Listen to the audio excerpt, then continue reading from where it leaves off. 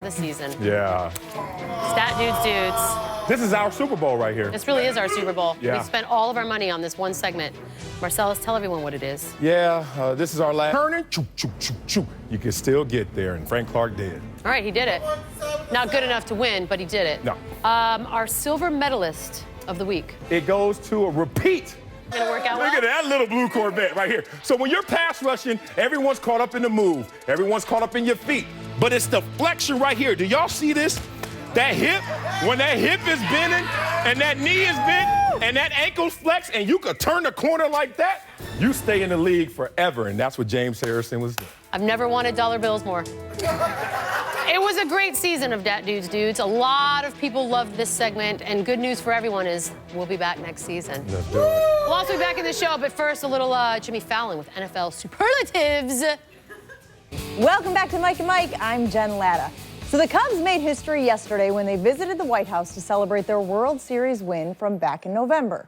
As everyone knows, the last time the Cubs won the World Series 108 years ago, trips to the White House weren't even a thing. And even though President Obama was an unabashed White Sox fan for his entire life, this marked the last time that the Chicago native would host a sports champion, making this visit all the more special.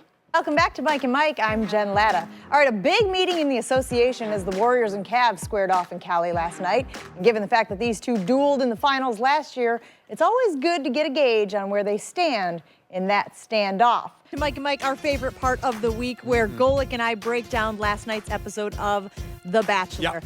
I could argue this is the greatest episode in the history of the show. You had the Backstreet Boys. Yes. You had whipped cream. Oh, yeah. You had puking. Yeah. You had Olympic athletes. Yeah. And a bounce house bingo card. Right Though there. I will say, if you go early on in a relationship on a date and you throw up on that date, how well do you think that plays? Okay, I think he handled it incredibly well. It was probably the most endearing moment I've seen from him this Forgetting him, well, I got my issues with him. How about her? How about if you're the girl and now they're in this zero gravity thing, you're floating around and she yaks, Vanessa. So, I mean, how you coming back? That's a tough one to come back from, isn't She it? did a good job Yeah, as yeah. well. Now, on one end of the spectrum is Vanessa. On the other end, you've got this woman, Corinne. who showed up in a trench coat, Yep. brought the whipped cream, and Yep. asked him to lick it off of her body. Welcome back to Mike and Mike. I'm Jen Lada. Of the 12 Grand Slams won by Novak Djokovic, a record 6 of them have come at the Australian Open. But last night, while most of you... Hey, welcome back to Mike and Mike. I'm Jen Lada.